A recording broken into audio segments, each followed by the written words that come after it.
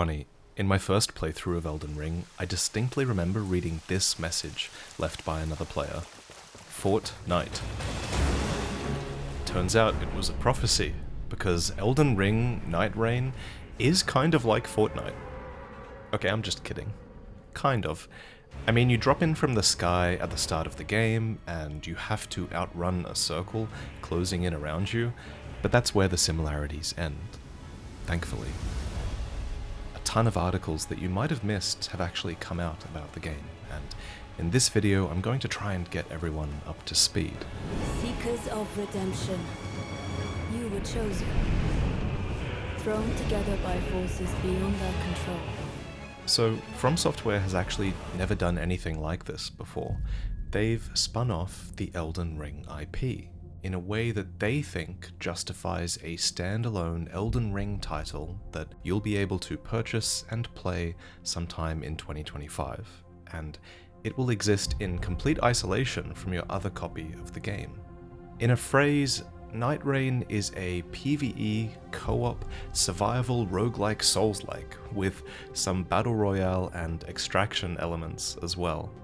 And, you know, that sentence tells you everything and nothing at the same time, so let's break it down.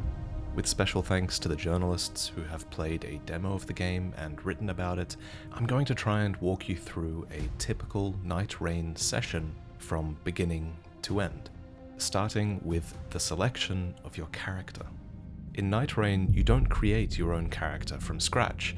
Rather, you'll be picking from a selection of 8 preset Nightfarers, each with their own strengths, weaknesses, abilities, and ultimates, and these characters form the foundation upon which you'll build, collecting different weapons and buffs within each session to make your character unique. To start, this is Wilder, and they're the titular character of Nightreign. They'll always start with this large longsword equipped, but what's way more important than this character's weapon is their ability and their ultimate. Their ability is the claw shot. It's a grappling hook that can pull you towards enemies or away from them. To use an ability, apparently you hold down Y or triangle in conjunction with one of the controller triggers, and assumedly, the other trigger is used to activate your character's ultimate attack, which, in the case of Wilder, is an explosive attack that you charge up at close range for massive damage. So each character is defined by their ability and their ultimate, but another thing tied to the character that you choose appears to be the stats that each character favors. While you can level up stats manually, PCGamer notes that some characters will still always have more health than others, for example. On that note, the Guardian is best suited as the tank for the group, because they have high HP as well as a passive that favors the usage of shields. Their ability is this whirlwind attack that interrupts enemies so that your teammates can have a moment to shine. And their ultimate ability is Wings of Salvation, which is this crazy dive bomb attack that raises nearby ally defenses and also gives you the option to endure enemy attacks for a limited time after you devastate them. And then there's the Duchess, who's another favorite character of many who played. They have a Bloodborne sidestep dodge, and they also have an ability that reapplies damage done by you and your teammates in the last few seconds, so you can basically double any damage done within that period of time. Their ultimate ability cloaks you and nearby teammates, enhancing your stealth and allowing you to make a quick getaway if needed. The Recluse is the mage of the group, and their passive ability allows them to acquire FP whenever an enemy is slain. Their ability is called Magic Cocktail, and it passively stockpiles different statuses, like poison or fire or ice, whenever an enemy is hit with that type of attack. Then it releases a unique attack that's different depending on the status that was stockpiled. Their ultimate is Song of the Blood Soul, which marks all nearby enemies with an effect that restores health to any player that attacks them. Special thanks to PCGamer for transcribing all these class abilities so neatly. There are, however, 4 other characters who are less understood at this stage, but I think I've been able to puzzle out a few based on the trailer footage and other interviews. This, for example, is an archer character who apparently has a sort of third-person aiming mode that's unique to them. We see them summoning a spectral hawk here, and they can do that because they're standing next to a spectral tree, which you can see on the right. This obviously allows you to navigate the terrain in a certain direction for a set amount of time, and From Software thinks this will give you some versatility in how you decide to navigate the map in certain situations. Speaking of spirits, another character is apparently meant to have a spiritual companion, and from what I can see in the trailer, I don't think this character has been shown at all. Next, there's a character that has an innate deflect mechanic that's not unlike the deflect buff that's given by the deflecting hard tier in Shadow of the Erdtree. I'm probably the most excited for this character. Lastly, IGN notes that there's a character able to raise slabs of rock out of the earth, and I think that's the character that we see here. Let me know in the comments which characters you'll be picking. I think there's also a lot of strategy to be had in the interplay between different character abilities, and which group composition will be most optimal is definitely an interesting question as well. So, in addition to enabling you to jump into games easily with these characters, From Software also wanted to make characters like this because each of them has their own unique storyline and backstory that will become uncovered as you play.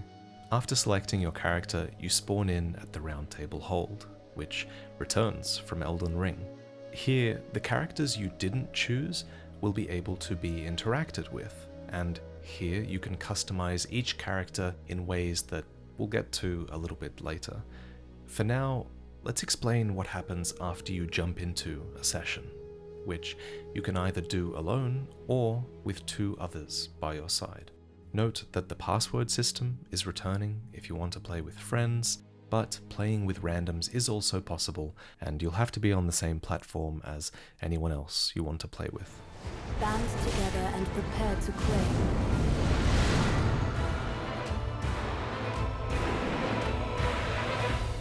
The life of the Night Lord. A Nightreign session takes place over 3 in-game days, provided you can stay alive that long. And apparently each 15-minute long day starts like this, with you gliding down from a spectral bird into a land called Limveld. Limveld, according to From Software, is an alternate reality to the Limgrave we explored in Elden Ring.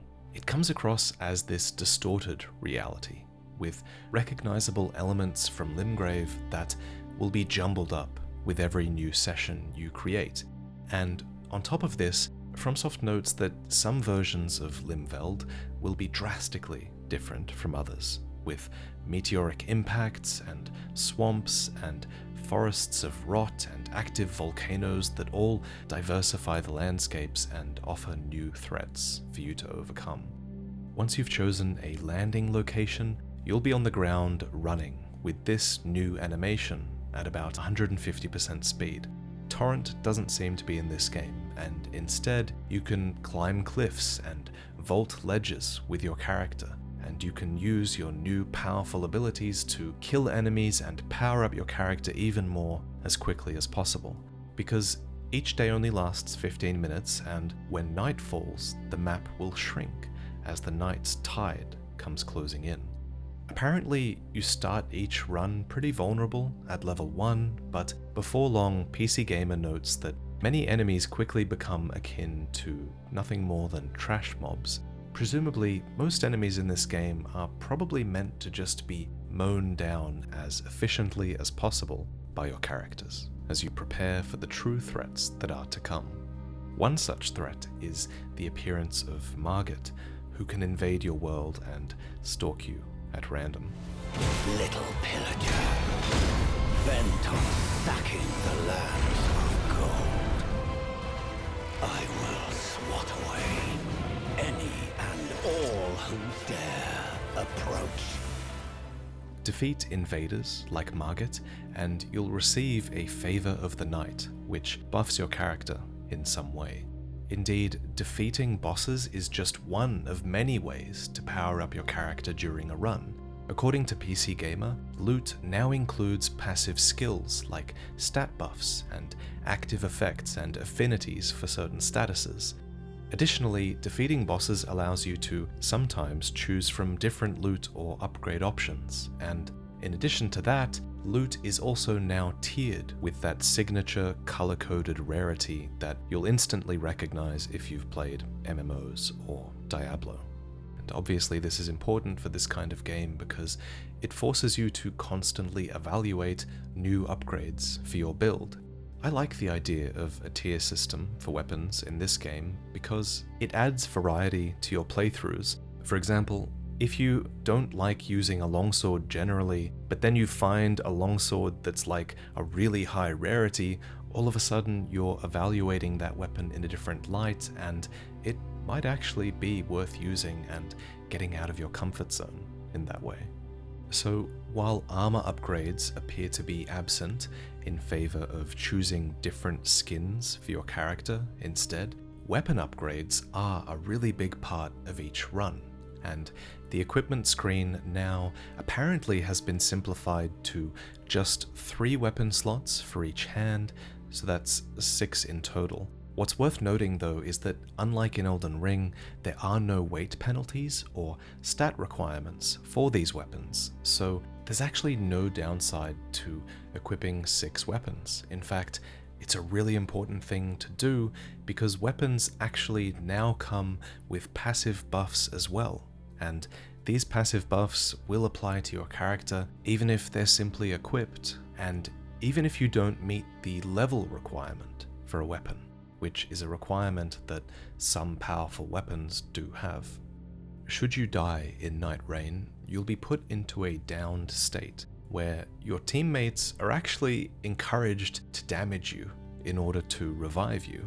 From a gameplay perspective, this is a really cool take on the revival mechanic, because it's usually a bit of a drag in other games. Unlike in other games where you have to stand still and revive someone, this allows you to make use of your character's weapons and unique arsenal and skills. What's more, you get the added bonus of being able to slap your friends silly for dying in a dumb way, which sounds kind of cathartic. If you die during the daytime, apparently you have the choice to respawn with a slight punishment to your character's level. But if it's night, you'll have no such option, and the Ring of Rain will be closing, and that will bring with it damage to those who get drenched. And at the ring's close, every day you'll be forced into a randomized boss fight with a challenging enemy that represents the end of that day. Die here in the dark, and you'll be forced to rely on your fellow Nightfarers to revive you in the midst of combat. And if all 3 of you lose your lives at any time, it's game over and it's back to the round table hold with you all. While most everything that you've collected is lost upon death, one thing is not, and that's a resource called Merc. Merc is a currency that persists between rounds, and it's able to be spent in the round table hold to buy character emotes, customizable skins, and most importantly, relics. Relics are a permanent attribute buff, and each character can slot in 3 relics that can tailor playstyles to your liking. IGN mentions that some relics allowed them to deal extra damage with throwing knives, and some relics boosted the damage that you do with a certain weapon type, which is cool because then you would go into each round hoping to get that weapon. PCGamer notes that they found relics that allowed their healing flasks to also heal their allies, or relics that marked treasure for them on the map, or relics that made their critical attacks give extra runes. It seems like all of these relics are color-coded as well for different characters, but apparently you can also perform something called a relic rite to switch around their color coding. I'm not too sure I understand how that works just yet. While you're in the roundtable hold, you're also able to visit a training ground to test out your character's new kit and to prepare for your next incursion. Apparently there's even a codex here that gives background lore on characters and enemies, which is new for a Souls-like game. But once you're done here, it's back out into day one of another journey, where you'll have to hope that you can survive. Interestingly, when you do die out in the world, there's a chance that a red corpse will show up in someone else's world, and that's your corpse, and in that world apparently it will be a fantastic source of loot for them. This, according to From Software, is Nightreign's unique asynchronous online element, and this is in addition to the usual phantoms that you'll be able to see running around the world with you. On that note, leaving messages for others is apparently a feature that's been removed in this game, and it was removed in the name of speed and fluidity, which are two things that are clearly very important priorities for Nightreign's gameplay. This game revolves around getting as much done as possible in your 15-minute days before each boss fight. Leveling up, for example, is another thing that's been streamlined. No longer do you need to sit and rest at a site of grace to level up and restore your flasks. Rather, you only need to be in the proximity of grace to do so. And even leveling up has been streamlined to where you can auto-level recommended stats just by mashing a button, and this process will automatically upgrade the stats that suit your character. As noted by IGN, the structure of the game really lends itself to this gradual build in tension with every day that culminates in a boss fight, and then that tension recedes again if you're victorious that night, and the Ring of Rain retracts away from you. All enemies killed on day 1 remain dead, and with day 2 beginning, your team is able to get back to exploring and preparing for that next challenge, which will require you to synergize your builds together and come up with strategies to take out the field bosses you wish to face. So I think this process of looting and exploring and fighting creates really good peaks and valleys to the gameplay, as From Software says as well, and they believe that this will condense the experience of Elden Ring, fitting exploration and character building and discovery and challenge into just one short play session. At the culmination of the 3rd day, you'll face the Night Lord, or rather, you'll face one of 8 chosen Night Lords that you would have set out to kill when you first left Roundtable Hold. According to the game's director, these final bosses will be gradually unlocked as you progress, and I assume each Night Lord will be harder and harder in difficulty as well. One Night Lord that we've had a glimpse of already is called Gladius, and they're a hound that is capable of splitting into 3 wolves, which suddenly will require your team to use their abilities and contain the situation and just fight 3 enemies at once. I love that many of these bosses appear to be designed for the co-op experience. The Centipede Demon is another example, as their body parts can fall off and fight independently of the main boss, which will keep your teammates busy. The whole thing sounds like it will be a far cry from the co-op experience of the base game of Elden Ring, which often results in your whole team going to town on one enemy who can only really focus on one of you at once, so I'm glad they're taking multiplayer into account at a whole nother level this time. As for the game's replayability, some players have noted concerns with the variety of locations and the variety of bosses in their 4-hour play session, though From Software was quick to reassure them that the full game will have a lot more variation to it. Really, I feel like so much of this game's success or failure will come down to that simple fact. How much replayability can From Software really offer in this one area of Limveld? And this brings me to the inclusion of characters and enemies from Dark Souls in Elden Ring, which I feel like is probably the most controversial topic of this announcement. So this character seems to be the Firekeeper from Dark Souls 3. This spider is the Duke's dear Freya from Dark Souls 2. This is the Centipede Demon from Dark Souls 1, and this is straight up the Nameless King from Dark Souls 3. A lot of people have been laughing, rightfully so, at the idea of people like me who explain the lore having to explain why characters like the Nameless King have made their way into Elden Ring. And I'm not gonna lie, I find this situation kind of funny as well. I agree that it's a bit ridiculous that they're in this world, especially at first glance. And I'm not gonna sit here and pretend like these characters or enemies have been added to the game for some deep lore reason. We all know why they're primarily here. They're here because this is a way for From Software to reuse their extremely high quality repository of assets and enemies and animations from their past games. Tons of enemies and animations in Elden Ring are already taken from their past games.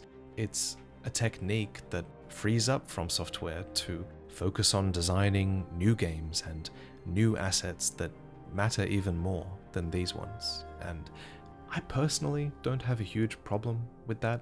I think a lot of people would have a problem with this spin-off game existing instead of a new IP, but I guess cutting corners like this does allow them to focus their resources on new IPs. So I personally don't really have a huge problem with it, although I don't know the extent to which they're taking bosses from Dark Souls, so there's definitely still the risk that they could overdo this, in some people's eyes especially. For a while there, I was really desperately trying to understand how the universes of Dark Souls and Elden Ring could be conjoined in this way. At the end of Dark Souls, the painter does paint a new world, which could conceivably have been the world of Elden Ring, and what's also funny is that ages ago, George Martin stated that Elden Ring is a sequel to Dark Souls, which many took to be a mistake on his part, but in retrospect, that quote almost takes on new meaning now. The official Dark Souls Twitter account has acknowledged this overlap between universes, and it notes that ancestral foes are appearing in this world and that they are remnants of a fire that once burned bright. And in an interview with Famitsu, the lore supposedly suggests that these characters were drawn here from other worlds thanks to the influence of the Night Lord. While it's a bit cheesy to have this overlap between universes, these universes overlapping kind of makes sense in the context of Nightreign, because this is a world that is in flux. Most importantly though, Nightreign in general doesn't seem to be connected to the canon of Elden Ring. Rather, the game's director has called the story completely separate and parallel to the world of Elden Rings. But that doesn't mean we can't still enjoy the story of Nightreign, and it also doesn't mean that Nightreign won't teach us anything about the lore of Elden Ring.